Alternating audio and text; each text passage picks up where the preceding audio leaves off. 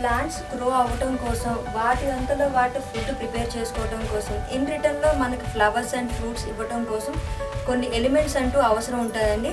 అది 2 టైప్స్ ఉంటాయి, macro elements, micro elements అని. ఇవాళ వాటి గురించి తెలుసుకుందాం. నమస్తే అండి, నా పేరు Uma Maheshwari. Welcome to our channel treasury of nature.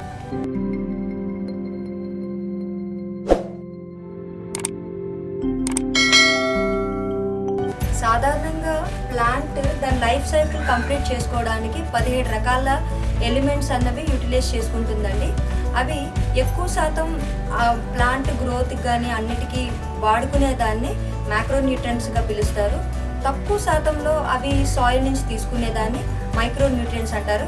ఈరోజు మనం మైక్రోన్యూట్రియంట్స్ గురించి కంప్లీట్గా తెలుసుకుందాం. Nitrogen, phosphorus, potassium, sulphur, magnesium, calcium. ఈ మ్యాక్రోన్యూట్రియంట్స్ ఏంటంటే సాయిల్ నుంచి రూట్స్ హెల్ప్తోని ప్లాంట్ అబ్జార్బ్ చేసుకుంటుందండి.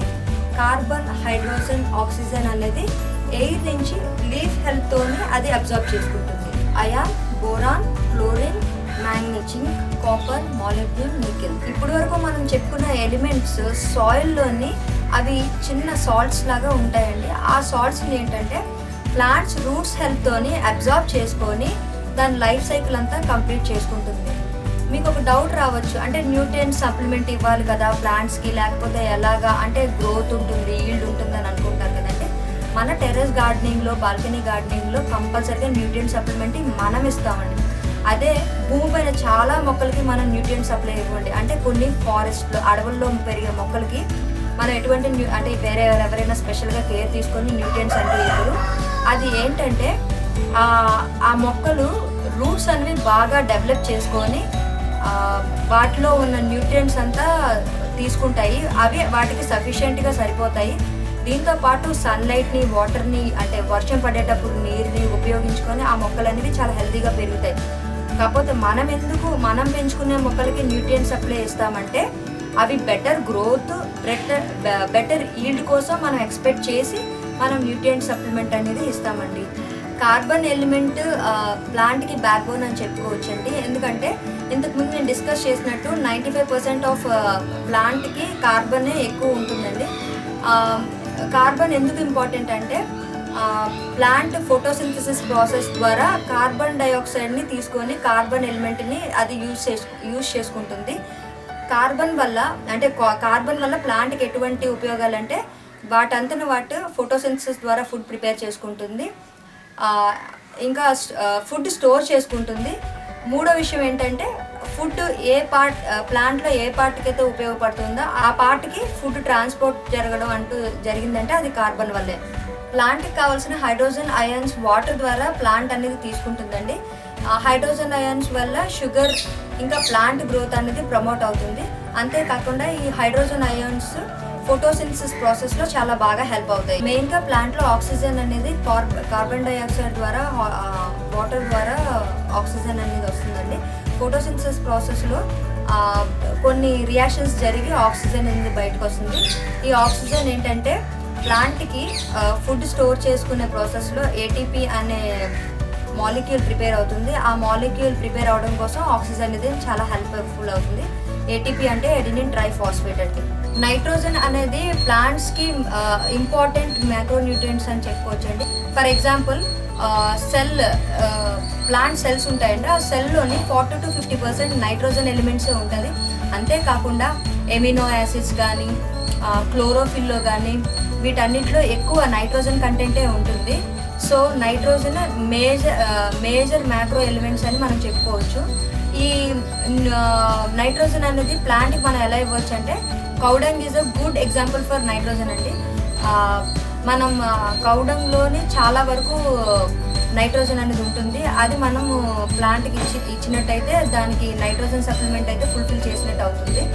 ఎప్పుడైనా మనం నైట్రోజన్ సప్లిమెంట్ అనేది అంటే ప్లాంట్స్కి డెఫిషియెంట్గా ఉన్నది అంటే అదేంటంటే ప్లాంట్ గ్రోత్ అనేది స్లో అయిపోతుంది, ఈల్డ్ అనేది తగ్గిపోతుంది. అంతేకాకుండా లీవ్స్లో రకరకాలైన ప్రాబ్లమ్స్ అనేవి ఏర్పడతాయి. సేమ్ నైట్రోజన్ లాగే ఫాస్ఫరస్ కూడా చాలా ఇంపార్టెంట్ రోల్ ప్లే చేస్తుందండి ప్లాంట్స్లోని. వాటిలో ఉన్న న్యూక్లిక్ యాసిడ్స్ అంటే ఆర్ఎన్ఏ, డిఎన్ఏ మనుషుల్లో ఎలా ఉంటాయో ప్లాంట్స్లో కూడా అలానే ఉంటాయి కదండి. వాటిలో మెయిన్ కాంపోనెంట్ ఫాస్ఫరస్ అండి. అంతేకాకుండా సెల్ ఫార్మేషన్లోని అంటే ప్లాంట్కి ఎనర్జీ అనేది ప్రిపేర్ చేసుకుంటుంది, ఏటీపీ అనే ఎనర్జీని వస్తుంది. అది ఏటీపీగా మారాలన్నా సరే అది ఫాస్ఫేట్ వల్లే జరుగుతుంది. సో ప్లాంట్కి ఫాస్ఫరస్ అనేది చాలా ఇంపార్టెంట్.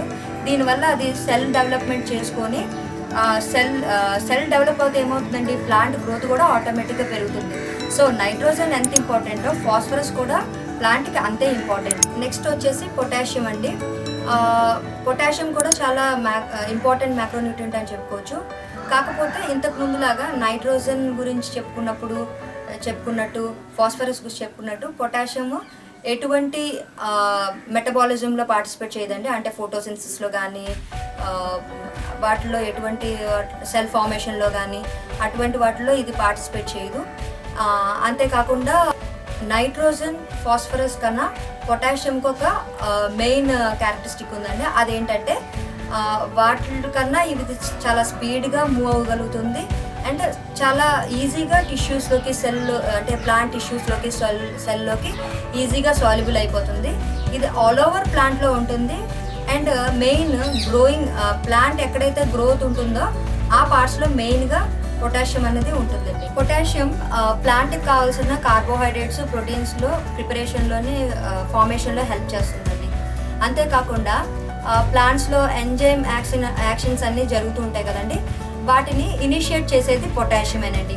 అంతేకాకుండా లీవ్స్ ఫోటోసింథసిస్ అనే ప్రాసెస్ చేస్తుంది కదండి ఫుడ్ ప్రిపేర్ చేసుకోవడానికి. అవి ఆకుల కిందన చిన్న చిన్న హోల్స్ ఉంటాయి కదండి, ఆ హోల్స్ అనేవి స్టొమాటా అంటారండి. ఆ స్టొమాటా అనేది ఓపెనింగ్ అవ్వడం క్లోజింగ్ అవ్వడం ఇదంతా ఈ పొటాషియమే కంట్రోల్ చేస్తుంది ప్లాంట్ లీఫ్కి. ప్లాంట్ రెస్పిరేషన్ ప్రాసెస్లో కానీ ఫోటోసింథసిస్ ప్రాసెస్లో కానీ కొన్ని ఎంజైమ్స్ హెల్ప్ అనేది తీసుకుంటాయండి ప్లాంట్స్. అలాంటి ఎంజైమ్స్ హెల్ప్ తీసుకునేటప్పుడు వాటిని పొటాషియం అనేది అంటే ఎంజైమ్స్ని యాక్టివేట్ చేస్తుంది ఆ ప్రాసెస్ కంటిన్యూ చేయడం కోసం. అంటే ఇవి పొటాషియం అనేది ఎంజైమ్స్ని యాక్టివేట్ చేస్తే ప్లాంట్స్ అనేవి ఈ ఎంజైమ్ సహాయంతో ఫోటోసింథసిస్ని రెస్పిరేషన్ ప్రాసెస్ని కంటిన్యూ చేసి వాటి గ్రోత్ని అనేవి ఇంప్రూవ్ చేసుకుంటుంది.